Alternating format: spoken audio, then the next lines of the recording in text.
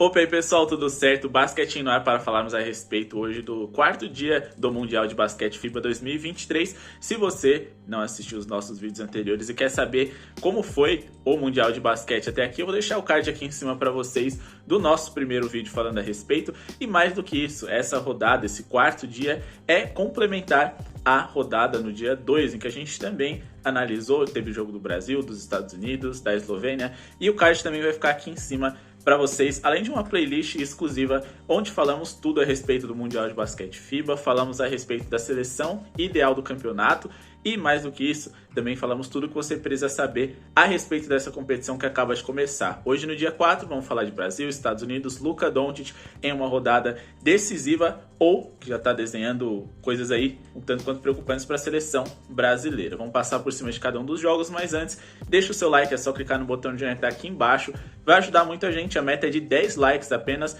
para a gente continuar trazendo vídeos a respeito do Mundial para vocês. Mas chega de enrolação, bora falar de basquetinho.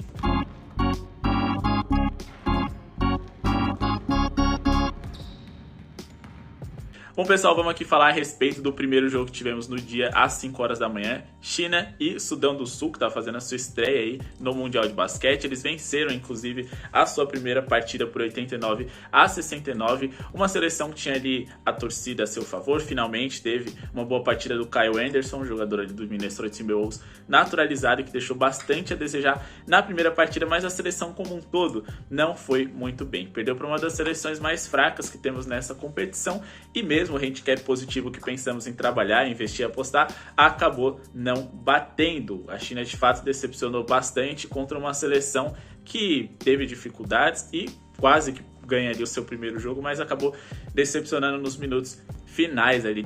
O principal destaque do Sudão do Sul, Wenyen Gabriel, que tem passagem aí para o Los Angeles Lakers, acabou nem sendo dos grandes destaques da equipe, fez apenas 3 pontos e 5 rebotes, tendo aí como principais protagonistas alguns coadjuvantes. Eles tiveram ali 4 ou 5 jogadores, se eu não me engano, com pelo menos 2 dígitos na pontuação, o que acaba mostrando a consistência ofensiva deles e também uma fragilidade na defesa da China, que praticamente não tem mais chances de nada até aqui na competição. Vamos até dar uma olhada aqui para confirmar. A próxima rodada eles vão encarar um time aí já classificado ou com praticamente aí certeza de classificação e não terão chances de irem adiante. Vamos falar agora de outra partida desse grupo, Porto Rico e Sérvia. A Sérvia que venceu por 94-77, a Sérvia aí que dominou o jogo desde o começo, mesmo sem Nikola Jokic e alguns outros jogadores importantes. Eles são melhores, não tem jeito, é uma seleção com mais tradição também e a vitória era mais do que esperada dessa vez, com os seus principais destaques, os jogadores de NBA tendo brilhado, no caso Nikola Jovic e também o Bogdan Bogdanovic com 17 pontos, 5 rebotes e 5 assistências, ele que é o principal shooter dessa equipe, teve apenas 2 bolas de 3 em 8 tentativas, 25%, mas o importante é que eles conseguiram a vitória e a classificação para a próxima rodada. Seguindo aqui com Nova Zelândia e a Jordânia, esse foi um dos jogos mais legais que a gente teve aí para assistir, por incrível que pareça. A gente tá falando de uma Nova Zelândia que dominou praticamente o jogo inteiro, mas se você tá ligado aí nas redes sociais e acompanha páginas que falam a respeito de basquete, vocês devem ter ouvido falar a respeito de um jogador aí que atuou pela seleção da Jordânia, Rondé Hollis Jefferson, que fez 39 pontos com 9 rebotes e 4 assistências. Ele que usa a camisa 24, tem aí um jogo muito parecido com o do Kobe e mais do que isso, joga na seleção da Jordan. Então até por isso muitas pessoas falaram a respeito dele por conta da boa partida que ele fez, mas o que ele fez hoje foi inacreditável. Não só os 39 pontos por si só já dizem muita coisa, ele tem passagens para NBA, mas também ele foi decisivo ali na reta final do jogo, conseguindo levar o jogo para a prorrogação.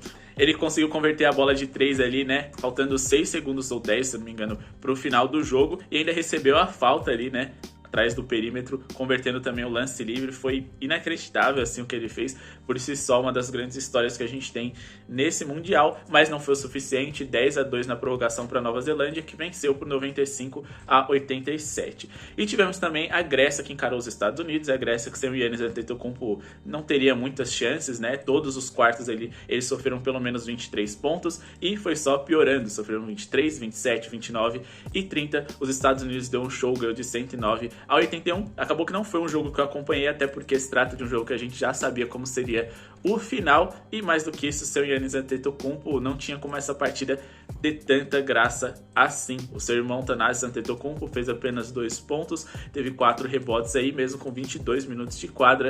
Ele que é um dos jogadores mais questionados da NBA, se não fosse ali o seu irmão, muito provavelmente ele nem teria uma vaga na equipe na qual ele atua, mas ainda assim vale destacar porque é um dos rostos conhecidos que a gente tem nessa seleção.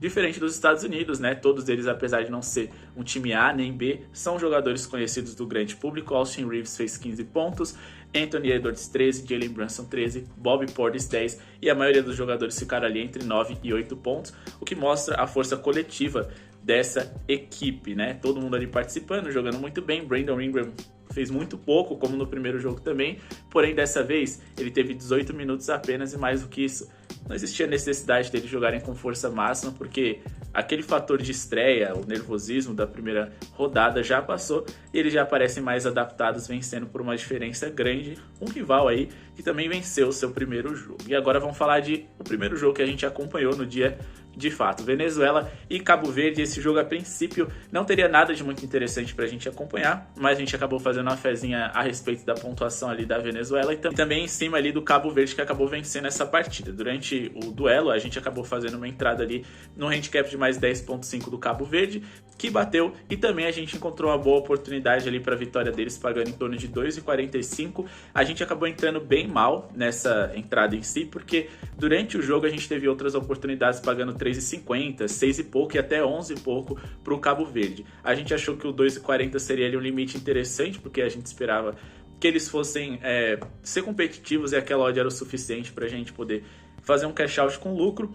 Acabou que no fim das contas deu greens, que importa, mas repito, a gente poderia ter feito uma entrada um pouquinho melhor com modo superior, e no fim das contas a gente trabalhou com acima de 76,5 pontos da Venezuela, que acabou não batendo ali. Eles fizeram só 9 pontos no último quarto, mas o handicap positivo do Cabo Verde acabou pagando a entrada ali que a gente perdeu da Venezuela, e com a vitória simples deles a gente conseguiu ainda um lucro por cima. A Venezuela é uma seleção que se esforça bastante defensivamente, eles jogam num ritmo, no pace muito alto, então a gente esperava muitos arremessos na partida deles, até porque o Cabo Verde também não é uma grande defesa, mas apesar desse volume alto que apareceu acima de tudo no primeiro quarto, eles não foram tão eficientes. Mas tchau tchau para a Venezuela. Cabo Verde aí consegue uma vitória, e vamos falar a respeito do outro jogo desse grupo, Eslovênia e Geórgia, outro jogo que a gente também acompanhou. A Eslovênia aí com Luka Doncic sempre é uma atração à parte pra gente estar assistindo, também era uma super favorita, mas eu considerava a odd de 1,30 também interessante. A gente acabou apoiando aí Luka Doncic e companhia. Tivemos um primeiro quarto ali preocupante, até porque a Geórgia conseguiu equilibrar o jogo, mas depois disso eles perderam por vantagens bem grandes, principalmente o segundo e o último quarto. Eles tiveram ali um começo bem legal ali, eles estavam acertando praticamente todos os arremessos dele em um momento muito decisivo da partida, e que a Eslovênia não conseguia pontuar com tanta facilidade, a não ser que a seleção da Geórgia fizesse faltas, mas mais uma vez não teve como parar Luka Doncic e companhia. E acima de tudo, o camisa 77 mais uma vez terminou a partida como destaque, duplo-duplo para ele, 34 pontos, 10 rebotes, 6 assistências, favorito para ser MVP dessa competição até aqui. Finalizando o nosso dia com Costa do Marfim e Irã, também um jogo que a gente acompanhou, não conseguimos assistir ali o primeiro quarto, mas a gente assistiu os melhores momentos. A seleção iraniana começou na frente, foi um duelo bem equilibrado, para falar a verdade, decidido ali no último quarto mesmo, com uma bola ali, né, uma falta que a Costa do Marfim acabou conseguindo cavar, e mais do que isso, no momento da falta o técnico iraniano recebeu a técnica, então consequentemente eles que estavam com 68 atrás a 69, a seleção do Costa do Marfim converteu seus 3 lances livres e fez com que a seleção do Irã acabasse tendo que forçar uma bola de 3, né? Se não fosse a falta técnica do técnico do Irã, provavelmente a gente teria uns 69 a 70 e a seleção iraniana poderia tentar ali partir para a bola de 2, principalmente porque eles tinham jogadores bem altos, então era possível que fosse a principal jogada deles, a preferida. Mas a Costa do Marfim, no grupo do Brasil, conseguiu uma vitória, e agora a seleção brasileira que perdeu para a Espanha por 96-78, tem a obrigação de vencer a Costa do Marfim, porque o Irã acabou sendo o saco de pancadas do grupo, já tá de fora, dificilmente a Espanha vai perder para eles, e a Costa do Marfim tem uma vitória, assim como o Brasil também tem sobre o Irã. O Brasil agora tem a obrigação de vencer eles para se classificar, vai ser um jogo bem interessante, mas o Brasil corre sérios riscos de ficar de fora, porque pelo visto aquela vitória tranquila que o Brasil teve sobre o Irã foi porque eles tinham, além do Raulzinho ali, um encaixe muito favorável, com jogadores mais baixos e habilidosos contra a seleção pesada do Irã. Dessa vez não vai ser bem assim, eles vão encarar uma seleção atlética e que vai ser difícil de superar. O Brasil ainda é favorito, até porque eles fizeram um bom jogo contra a Espanha, tá? Essa diferença aqui no placar de 18 pontos, ela é um pouco enganosa, porque no primeiro, segundo e terceiro quarto foi tudo bem equilibrado, mas o Brasil sofreu ali com faltas, tinha muito jogador pendurado, e a seleção espanhola acabou se destacando no último quarto, abrindo vantagem, e mais do que isso, colocando o Brasil sob pressão para o último jogo. Mais uma vez, repito, sem o Raulzinho, o jogador de NBA que a nossa seleção tinha à disposição, e agora contra uma seleção que, sinceramente, pelo contexto, é franco atirador. O Brasil tem um pouco mais de pressão e a gente sabe como essa parte psicológica acaba pesando sobre os brasileiros, independente do esporte que seja, vôlei, futebol e até basquete. Só que a diferença, né, do vôlei, futebol e basquete é que o talento não está sempre do nosso lado quando a gente fala do esporte da bola laranja. Como eu disse, o Brasil ficou muito pendurado por faltas, e a gente teve ali algumas dificuldades também nos rebotes ofensivos que já era esperado. Santi Aldama, William Gomes, que são jogadores de NBA da seleção espanhola, fizeram 14 e 15 pontos, não necessariamente nessa ordem, e o Bruno Caboclo mais uma vez foi o nosso destaque, fazendo aí 15 pontos e 11 rebotes. Bom, pessoal, esse foi o dia de hoje. Amanhã tem o nosso dia 5 para a gente analisar. Amanhã a gente vai ter aí alguns grupos já sendo definidos, algumas seleções entrando em quadra aí já classificadas, outras já eliminadas. Então muita coisa nova pode acontecer, algumas coisas fora da curva também. Vamos ficar de olho, eu vou deixar o card aqui em cima dos nossos palpites, né, pro jogo de amanhã no nosso outro canal Cesta de 3. Dê uma conferida lá e muito obrigado pela sua audiência. Já deixou seu like por falar nisso? Vai ajudar muita gente também. Não esquece não, confira aqui outros vídeos falando a respeito desse Mundial e também da NBA que a gente tanto gosta. Muito obrigado e falou!